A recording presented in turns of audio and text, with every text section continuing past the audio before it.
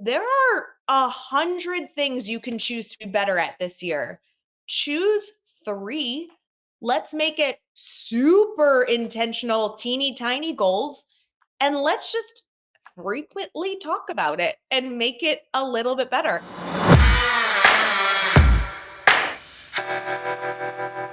Welcome to the Generation Youth Podcast. I'm your host, James McLamb. Listen, folks, if you were with me this past summer of 25, you know that we did another Ignite Summit. And one of our outstanding presenters in this was my new friend, Rae, who really has dedicated her life to helping teachers avoid burnout, giving them the tools they need.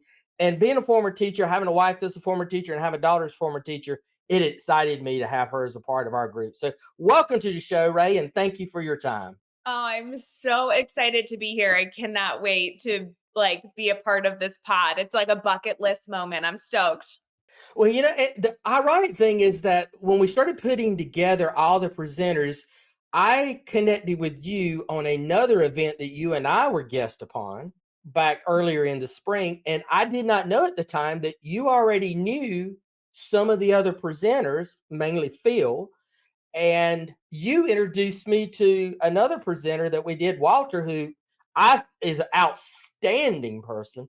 So, and hopefully Walter will be on the podcast in a couple of weeks as well. So it's kind of full circle, and I love the connections that we're all making. I have to tell you, my favorite parts of being a part of any event, but especially the event that you held, is a perfect example of great resources for teachers, action focused, extremely affordable, Yeah. and you get to see old friends and meet new friends. I think education and life in general is all about networking. So I was stoked when I saw familiar faces, and I was so excited that in any way I could contribute, not only with, the teachers deserve it voice, but also connecting with Walter and anyone else. Like, there are such good people in this Yeah, they field. are. We need to do better, like meeting more of them more often, if that makes sense.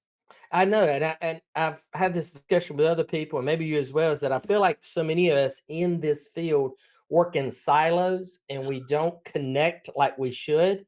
And those who work in the professional development in the business sense or the corporate sense, they intentionally work in silos because they don't want each other to steal each other's clients. Where the world that we live in, we need to work together because our mission is big and we can't do it alone.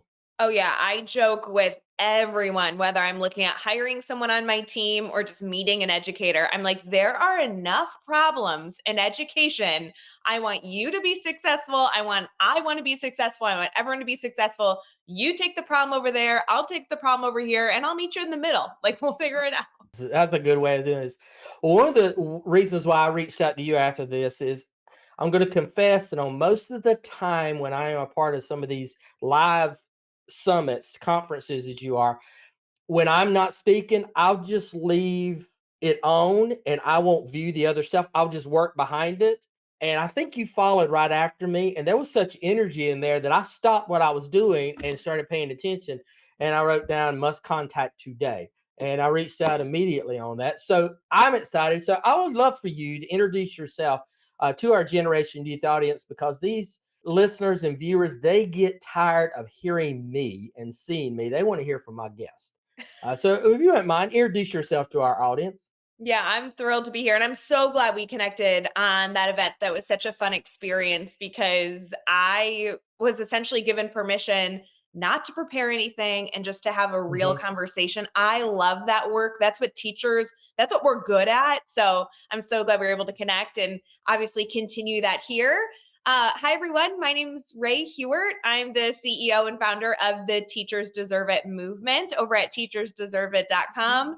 And it sounds so silly, but our mission is to reach 1 million teachers with really, really simple ways to enhance their efficiency, whether it's their efficiency in their day to day role as a teacher, their efficiency in their personal life, and the effectiveness of those steps. So I literally work day in, day out helping educators save 2 seconds here, 30 seconds here, 5 minutes here, because that stuff adds up. And could you Mhm. imagine if you had an extra 2 hours a week? Like for some people, it would be time with the family or time to fit in that workout. Or for me, it would be like, can I sit on the couch and watch a really good TV show with my dogs? Like, I literally am obsessed with helping people manage their time a little bit better so they can either be lazy on the couch or make it to happy hour with their girlfriends. I love that. And when you were sharing that, I was thinking back to my first couple of years, my wife and I's first couple of years teaching. I was fortunate. I was at a school that had just opened, brand new high school. So we were not full yet. And as a result, we didn't have just one planning period a day. We had a 6 period day the first year. We had two because there just wasn't enough kids in the school. And we had duties that we had to perform. And my duty that year was I was the person who relieved the in school suspension person. So I would go in for an hour, hour and a half a day and just sit. That was an extra planning period because I didn't have to do anything. The kids were quiet, they weren't doing anything. There might have only been one in there that day, but I had an extra hour and a half. So I did not bring a lot of stuff home my first year. My wife, on the other hand, was bringing a lot of stuff home. And so that first year was always uh not conflict, but a misunderstanding because I'm like, I don't have anything to do. I'm coming home, I'm running, I'm playing, I'm goofing off. And she's doing lesson plans for the next day. And I'm like, didn't you get it done, you know, today? Or didn't you have your lessons around? Shut up. You got more time than I did. And my daughter, who is in her fourth year, she's starting her fourth year teaching. She's probably an over. She works too much, I think. I get that. I totally get that. So many educators in the field either start that way or continue their whole career that way, where they give 110% every single day. And some of that burns out a little bit with our Mm, educators and they find a little bit of a better balance. But we want them to find a balance because they believe in what they're doing, they believe they're doing good work, and also believe that they can do it in a healthy way versus the educators that burn out on that and become a little bit cynical or leave the profession altogether. We're trying to find a better balance between making this mm. profession as efficient and effective as possible so that we can keep great teachers and recruit great teachers in this space. That is exactly where I was thinking, and I was hoping we would go to is that I feel like the demands on teachers in this time is much more than it was when I started so many decades ago. I don't want to even mention anymore. I had more bandwidth during my day to invest in students. That's why we started Generation Youth was to help folks who wanted to be life coaches for youth because teachers had so much demands. I was hearing they were not able to do the kind of impact to a student they needed to do because of all these things. And so I see what you're doing is helping them, a lot of them getting back to why I'm here to begin with. I'm here to make a connection with that student to change their life, not do admin stuff, not having to do all these things. I mean, I couldn't live with the fact that, they have to put all these dates in the. I was a roll book person, and it was a lot simpler time for me. So I love that. Well, and that's the interesting part. Educators are in a space right now where they have a lot of plates that they're trying to keep in the air. Mm, And it is a balance of, not only identifying what plates you should actually be focusing on, but also if you have to keep 10 plates in the air, how can you do it by setting up some systems that make those manageable? And how can we also teach our administrators to help teachers do that better? Or, for example, one of our most common topics right now is how can we invest more in other areas of the school that actually then in turn help our teachers, like our paraprofessionals and our aides? So it's not just helping teachers juggle better, but helping administrators also see the opportunity we have to not have educators sit in a 6-hour workshop on an institute day and some of those other steps that are quite outdated. We know we can teach better as far as our students, and mhm. our teachers deserve time in their classroom on institute day to catch up and reflect and talk to their colleagues. But how do you do that where it supports what the district office goals and expectations might be? And that's really the space we operate in 90% of the time, is helping give our administrators the freedom to give their teachers time they need and actually have access to, but there's some politics that are in there. So that's a big part of our focus. I am glad that you landed there because I have two very close friends who actually one of them was the last student teacher I had before I moved out of the classroom a long time ago. And he's now a superintendent of a school system here in North Carolina. And the other one's a superintendent as well. And I've done a lot of work for them. And most of it is training their administrators. They're doing a workshop for their administrators during the summer, either pre-school or post-school. He's done it at a variety of different times. And I'm always struck when I leave there. And Tammy Matheny, who was one of the hosts, she did one with me before too, that these administrators are really want to give their teachers the freedom to do things, but they feel like they are so hand tied. And the superintendent feels like that. I mean, my friend is like, I don't want them to have to do this stuff, but there are demands from the board, there are demands from the parents, there are demands from, he said, there are more demands from just the media, Yes. just the news that'll come in if we don't think we're doing right. He says, I much less politics. I have never met a school teacher, a paraprofessional, a coach, a principal, or a superintendent that didn't want people to be happier and more successful in their job. Mhm. The problem is all the other noise and things that are either perceived as expectations or truly are expectations. And that's where, although the teachers deserve it movement exists as far as, being more efficient and effective in just the job in general, that also is comes into our school partners and helping them redesign essentially their professional development plan for the year to say, as an administrator, as a leader, let's understand your vision and then let us support your teachers in doing that by using the really great opportunities we have with the research and education, everything else. Everything we do is a flip model. Teachers Mhm. have so much choice. Teachers only do professional development with us in 20 to 30-minute blocks max. Mm. Our support is not on an institute day. Our support is when students are there so we can do live observations and Q&As and hang out with the teachers and bring donuts in the morning. I mean, that's the kind of support our educators need. And when we're meeting with paraprofessionals, even so many of them are like, I don't even know what my job is. I just know I have to show up every day and I work with students that need me. And there's a learning curve. Like if you've been there a while, you kind of know either what's expected or you know how to skate by and keep the job. So, how can, without adding to the administrator's plate, because they're busy and have a completely unreasonable burnout rate that we're dealing with now in our leadership. Same with our teachers. How can I do that same model with our paraprofessionals?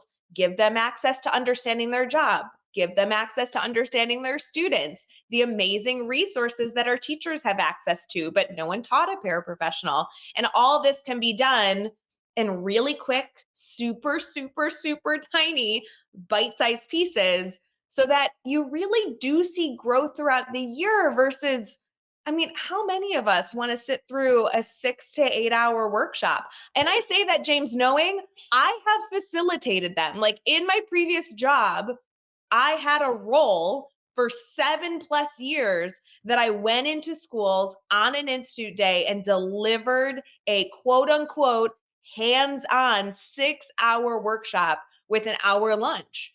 And I tried my best, James. I tried to make it fun. I Yeah. think I'm a comedian sometimes, like sign me up. But the reality is teachers left having homework. There was very little implementation unless I was physically there holding their hand, making them adjust. And I was asking them to step out of their comfort zone without even talking to them first. So, Mhm. how can we instead go to our teachers and say, there are 100 things you can choose to be better at this year. Choose three. Let's make it super intentional, teeny tiny goals.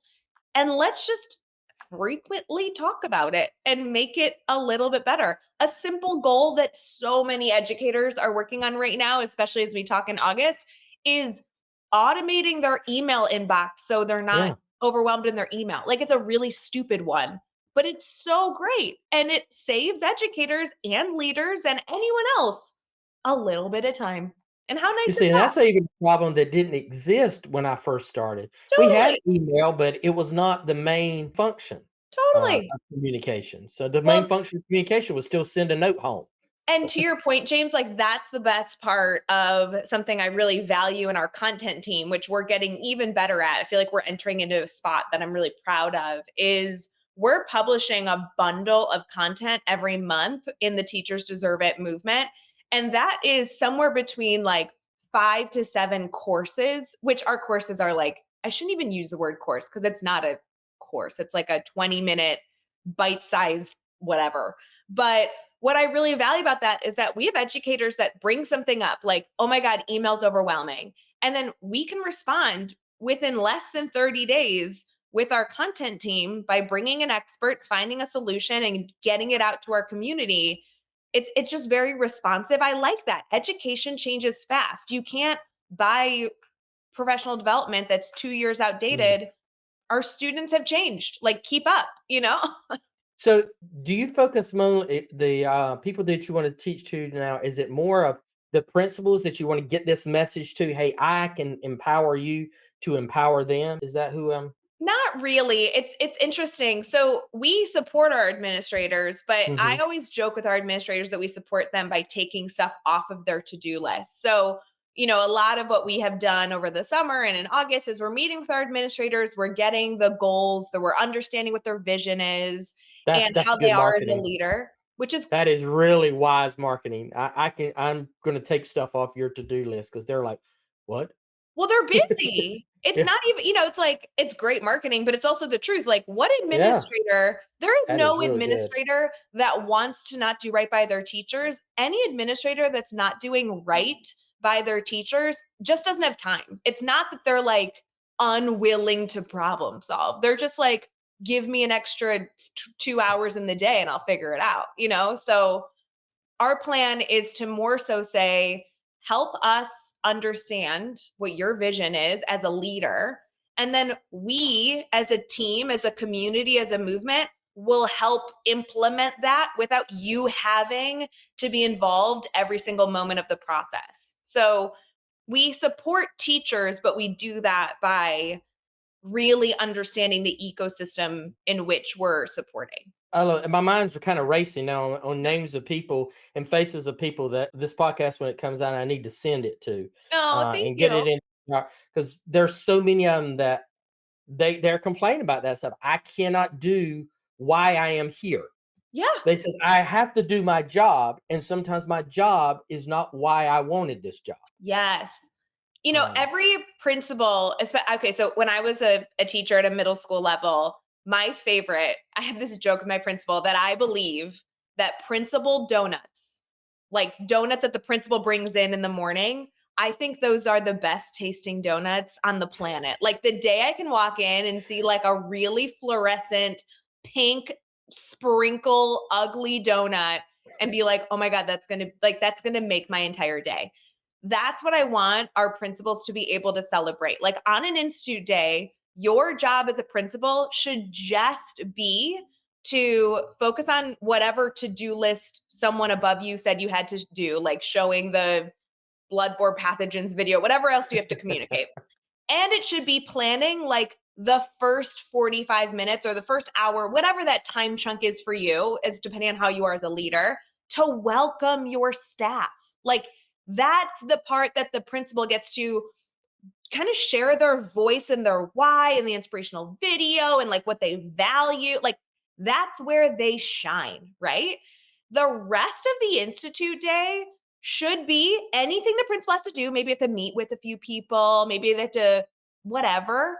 But the rest of the institute day, the teachers should be able to set their goals, get access to resources that are aligned to their goals, take a quick like moment to understand the foundations, and then have the rest of the 5+ hours to plan how they're going to do it, maybe even as soon as Monday morning.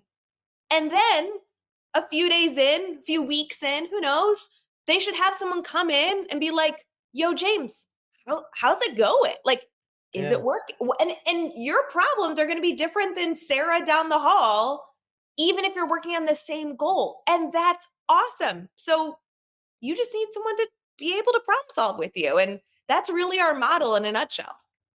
I saw on LinkedIn, I think it's LinkedIn, where you were doing little videos or doing some posts where you were talking about that the administrator's role is to teach the teachers. Did I say that right? Is Yes, that what it was?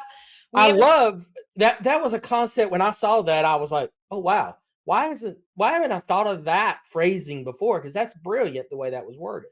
It's so funny because it's very controversial, that statement. A principal's job is to Really? teach the Why teachers. would it be controversial? Oh my god, we get so much hate on that. But I have to tell you, if you're listening right now, you might viscerally disagree with it or you might viscerally agree with it. Either way, we totally just did it to get your attention and then we Mm. offer solutions. So you might disagree with the sentence, but you don't disagree with our plan to do it better. So it's been really fun. We have like a Now, why would they 24. disagree with this? Why would they disagree with that? What was the? Because to me, if I was a principal, that would be something that would really make my day. I Yeah. get to teach again, but I get to impact people who are going to have exponentially more impact. Are you familiar with Gary Brooks? I love him. He's like a comedian, but also a teacher, PD, whatever. I may have seen him. I don't know the name. Jerry Brooks, you totally would if you saw his picture. He commented on one of my TikToks with like some hate. And I was like, first off, feel like it was a celebrity sighting. So I was like, ooh, Jerry Brooks knows who I am. But also, he was like hating on the statement. And I was like, oh, interesting. I'm just gonna let that be because it's just people nitpicking the language. Like Hmm. a principal's job is to teach teachers. A principal job is to lead teachers, and I'm like, okay, like, so listen. Here's my argument. Regardless if you agree with it or not, I challenge you to dive further into the concept because whatever you think your job is as a principal, there are ways to make your life easier. And you don't have, that's the best part. You are not going to come to our community and be told what to do. You're just Hmm. going to be given resources and you pick the ones that actually align with what you want. I've never had a principal come to me being like, this goes against my belief as in education. Like, I haven't had it yet, but maybe someday it will happen. Who knows? Now that I'm thinking, you mentioned that. I think I'm going to try to integrate this into if I get the opportunity to work with my friend's school system again next year. Is start off with that question: what is your job as an administrator? Oh, yeah. And just see what happens, and then throw that up there and say, "What do you think about this?" And see where it goes. I think you Um, should ask that to everyone in the whole school. What's your job? mm, Because I have to tell you, that came up for the first time with our paraprofessional support because literally a principal was talking to us and he wanted to implement the teachers deserve it support in like at a district level. We're like, cool. How many people do you have? And they're like, well, are you counting our paraprofessionals? Do you do paraprofessional support? And at the time I was like, huh, we've never been asked to do that. We can. So let's include them. And what our plan was at the time was to just give the paraprofessional support to that district, like make an exclusive support for them. And then literally 2 days before it launched, the bundle, I was like, the whole team, we were talking and we all kind of all agreed, like, just send it out to everybody. Like maybe there's one other person that like mhm, wants this.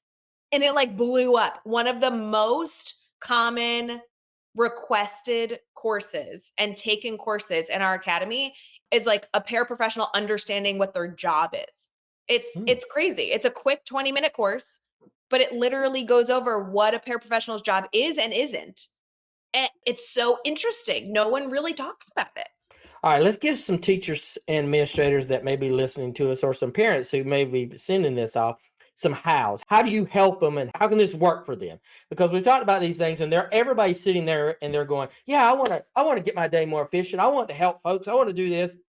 Okay, how does it work? Not Are they just throwing something else on my plate? They just asking me, because every teacher has been to that professional development session where you're promised at the first 2 minutes how it's going to help you, and then 5 minutes in, you're like, there's 1,000 things I need to do, and this is not even in that list. Yep. This is 1,001. I do not believe in theory being a part of professional development if it's longer than Mm, 5 minutes. So we are like viscerally against ever discussing theory. Everything is strategic, tactical, action focused. Like go do this. So if you ever engage in Teachers Deserve It content, whether it's on social media or in our learning hub, you kind of get like a snippet of what the problem is, and then we focus purely on action steps you can take to be a part of the solution. You pick which one you want. All of our packages and our courses, whatever we want to, I need to figure out a better term for them, include usually somewhere between 20 to 40 downloads per course. ooh, Just, and that is just because we want you as a learner, whether you're a teacher, a paraprofessional, or a principal, we want you to throw out 90% of it. We want you only to like pull the one thing that you feel like you needed, whether it's a template, a checklist, whatever. We have a team that brainstorms every lick of content you might want, and we hope that you chuck in the trash 90% of it because it doesn't apply to you and you don't need it. And you take the one thing you do or the two thing you need and you implement it. And it's kind of just as simple as that. Obviously, we can do follow up, whether it's virtual or in person, but like that's the big focus. So if you're thinking like maybe you want to get started in this, I first would start by identifying the biggest annoyance in your day, like the mm, biggest pain point, and maybe you have 2 or 3 that come up, like, don't limit yourself, but think of, like, the top pain point. What is the thing that you're like, "It's so annoying?" And we challenge our community almost every month. I send email about this. I want it to be the most ridiculous thing. We had somebody email in last month, and we're literally making a download on it right now that will come out in a few days. Literally, they emailed and they're like, I hate, there was an explicit in the email, but I won't say it here. I hate that I have to juggle my bag and my coffee walking to my car. They were like, it creates so much annoying stress. It starts my day with anger. And we responded back to the email. We're like, this is the best pain point. Like, that's the stuff we want. What is so annoying to you? And then we want to find solutions. And maybe we'll come up with 5 and you'll hate 4 of them. Like that's fine. You only need 1. So, so what were some for that example? Y'all made something for that example? oh yeah, it's coming out soon here in a few days. So, first thing we Or did was whatever you could share without spoiling the spoiling it, oh, I'd I'll love to spill hear. everything. And this is what we love, like educators, like think about like from the moment you put your feet on the floor, getting out of bed to like anything in your classroom, anything with your colleagues, anything with your students, any planning dinner. Like we want the whole cuz an educator has a full day, right? The coffee was such a fun example because first our content team like brainstormed what's on Amazon that helps with this, like physical products. Like, is there a cup that you can throw across the room and doesn't spill? Is there a bag that has like a cup spot that you can throw it, whatever? Like, first we went that direction. The next thing we went to is like, okay, if getting from out the door to your car holding coffee in a bag is really stressful, what creates stress? Is it physically not having a hand? So it's like, oh, you need like a way to free up your hands? Is it the feeling of being rushed? Is Mm, it maybe that you're a little disorganized and we need a better morning routine? I mean, we went through everything. We also even went into like, okay, let's say you don't have a coffee with you. What if you just had your bag? Okay, so now you have a problem where you're not getting access to your morning coffee. Well, what does it cost to get coffee elsewhere and how can we help you save that money so that you can buy a coffee 4 days out of the week? Like we went all over the place and wow. that's the stuff we love because we hope someone will look at these resources and be like, I'm not buying a new bag on Amazon. I love my bag. Perfect. Throw that one out. And then we'll have another person that says, I don't like Starbucks coffee. I want my coffee from home. Be like, perfect. Throw out the financial one. Like, that's what we want. We want people to be picky. Oh, wow. And they all can access this by going to teachersdeserveit.com? Yes, yes. So I literally gave you the worst example possible because we really do problem solve also like instructional struggles and student behaviors and everything else. But if you head to teachersdeserveit.com, we have Yeah, I, everything. I don't know. I won't call you on that one. I don't think that's the worst. I think that's the one that they're going. That's the most practical for me because Right. doing student behavior, they get all kinds of training from people from the county office and the central office telling them how to do that, and assistant principals come in and giving them whatever they just learned from their latest workshop that they had to go to over the summer. They get all kinds of stuff on that. But this stuff of how do I do the daily work? How do I get, how do I walk from here to here? How do I, My another favorite was you have I a new teacher, you have a first year teacher package? we have a ton that we recommend for our new teachers. That's like a whole Ah, bundle support. We have an entire bundle committed to how you can save like a few seconds throughout your day. One of my favorite ones is we have a few people that was really popular at the end, like May, was we had people being like, I cannot get out of my building. Like, I pack up my stuff and I cannot get out, like to my car. Like, I get stopped or something comes up, and so we like brainstormed that for a while. It's fun stuff. So that's what I'm saying. Anyone listening, think about what's a pain point. You don't have to have a solution, but what do you find annoying? What frustrates you? What adds stress? What adds stress to your day? And let us know. And, the Learning Hub has all of this information. We also have a ton of free downloads and free tools that anyone can access. And then we just put out 2 interactive quizzes that might be fun for educators or especially leaders listening that kind of helps you see if you even need this. Like I don't hmm. I don't know that this is like kosher to say, but like maybe you're awesome as a leader and you don't need anything related to this. Like maybe everyone's thriving. So like go take a quiz and maybe you'll get 100. Maybe you'll get even within like maybe you'll get a quote unquote like green on our scale. Like that feels good, Like go celebrate that. So how can they connect with you? Where can they find you? We've got the website up, teachersdeserveit.com. So if you're listening, you can obviously find that in the show notes. But where else can they see the resources and stuff? Because I follow you on LinkedIn quite a bit. Because Yeah, we love posting on social. I love well, when I say I love posting on social, I mean I get yelled at if I don't. So I do post a lot on social. Don't count the last 2 weeks though. I just in a meeting yesterday where they were like, "Hey Ray, when are we going to talk about the elephant in the room where you haven't posted a TikTok for 14 days?" And I'm like, "Oh no." Sorry. But I would love to connect with anyone on social media. I'm just my name at Rae Hughart.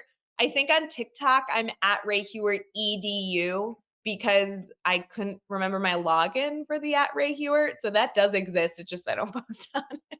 But teachersdeserveit.com is where all the good stuff is. We have hmm. 7 new team members we just welcomed in this past week. We're so excited for them to share their insight. We're currently running a pilot program. If you are in any way in education and you feel like you might have a solution for somebody out there, like maybe you've been teaching for 5 minutes or maybe you've been teaching for 20 years, if you have like something that really helped you love your job or be successful, we're bringing on content creators to share their insight in our learning hub. And that's kind of, to be honest, James, like that's my dream. Like my dream is that our learning hub is full of educators sharing what they love. And anyone can be an expert in a small concept that works for them. So whether you're an elementary teacher or a high school teacher in the middle of nowhere, there is something that you do that's awesome. So if you're interested in like getting it out, let's figure out a way to get it out to it might help Are one there person. content specific sections like, hey, I'm a history teacher. We're in this division. We're in the science division. Is it It something? Is there things like that there? it can So be anything. I'm working right now, one of our content creators who I'm obsessed with because she is so excited. You know, it's fun to work with people that are just like so excited. yeah. Shout out to Erin Light. She's one of our new content creators. She's an art teacher and has worked with a variety of age levels. And her first course, I think she's working on with us, and I'm going to butcher it because we had like 20 million ideas of what she should do. But she's like, what are the first 5 minutes of an art class? What should your focus be? What do you do? And like, that's what we're starting with because she loved and felt really confident with how she starts her day every day. I'm like, cool, let's get it out there. My wife needs to get on this. She was a music teacher, and Oh, yes. she was an elementary music teacher, loved it, and then children came along, and we were able to keep one of us at home all the time for them. However, I have a sophomore this year. My youngest is a sophomore, and her music teacher is going on maternity leave in October, 1st of October.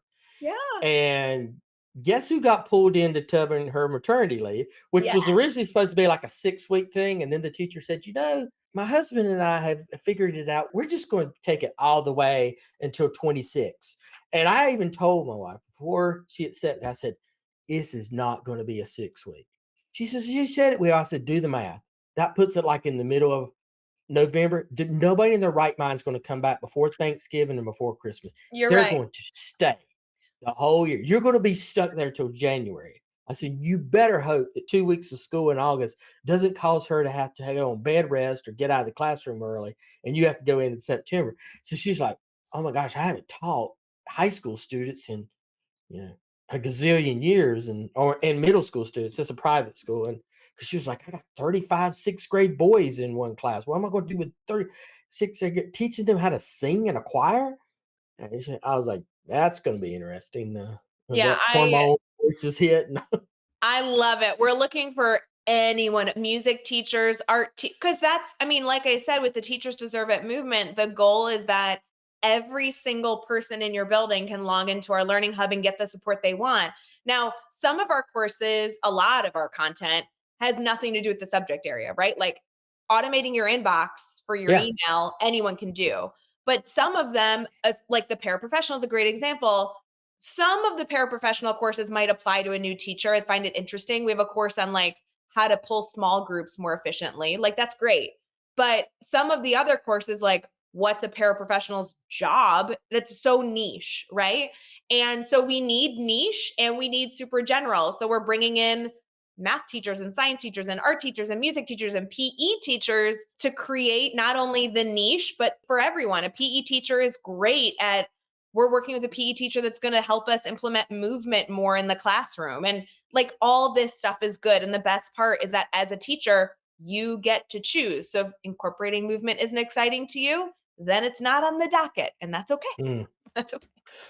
Ray, this is wonderful. I love this. I wish there'd been something like this when I came along, but I was fortunate. My first year was like, I think I felt like I was like a 2/3 teacher, because that's really all we had. The building was, we didn't have a senior class. The classes were small. It was only my last year there that the building was actually full. I mean, it took 8 years for that building really to get. It was a huge building to really get full. So I didn't. I feel like I benefited from that. So sometimes I brush over the struggles that especially new teachers have because I didn't. No, I didn't have those problems. I didn't do that kind of stuff. But I love this because I've seen it, especially my daughter. Who just spends so much time there, and other friends, and they get burned out so much so that I've heard as teachers having to have medical leaves because of gallbladder issues that they attribute to the stress of school, Oh, or yeah. and we don't want that. And so I underlined this so many times every time you said it, and that this is not a resource, this is not a course, it's a movement, and I love that move. I love that word. Thank you for being a leader of a movement. That's exciting. So, I appreciate it. And I'm thrilled that we have you a part of the movement. And I hope that anyone listening joins the movement. I mean, to be honest, I said this once in an event, but I'm like, you're a part of it whether you know it or not. If you're in the mm, education space and you are trying to do right by your role, you're in this movement. If you're not taking advantage of the resources, that's okay. That's all you. But just know that, like, you're already in the family. So come participate. We'd love to help make your life a little bit better. mm. And thank you so much. Audience, listen, all these resources, links will be in the show notes. So if you're listening, go to your favorite application, click on whatever it is, and you'll find the links there. If you're watching on YouTube, you know the deal. You just go look straight down and you hit more. or whatever it is on their thing, and then there'll be the links there. And then there's three things that we'd love. We'd love for you to comment on this podcast because that helps us know what you're talking about. Like it, it helps the read. But this is the most important thing. If you've been with us for over 40 minutes, you've obviously found some value in what you're listening to, or you left it on by mistake, whichever, you're still here. We want you to share it with somebody because somebody that desperately needs to know about this movement does not know about this podcast. So share this episode with them. Share this resource with them so that they can get the help they need, that they can be empowered to be their best self, that they can be empowered to be their best self for that young person that's in their class, that child that's in their classroom that needs them to be their best. So please share it. So like, comment, and share. Thank you, Rae. Thank you, audience. This has been a great episode. Thank you so much for the opportunity. It was awesome. And audience, we'll see you again very soon on another episode of the Generation Youth Podcast.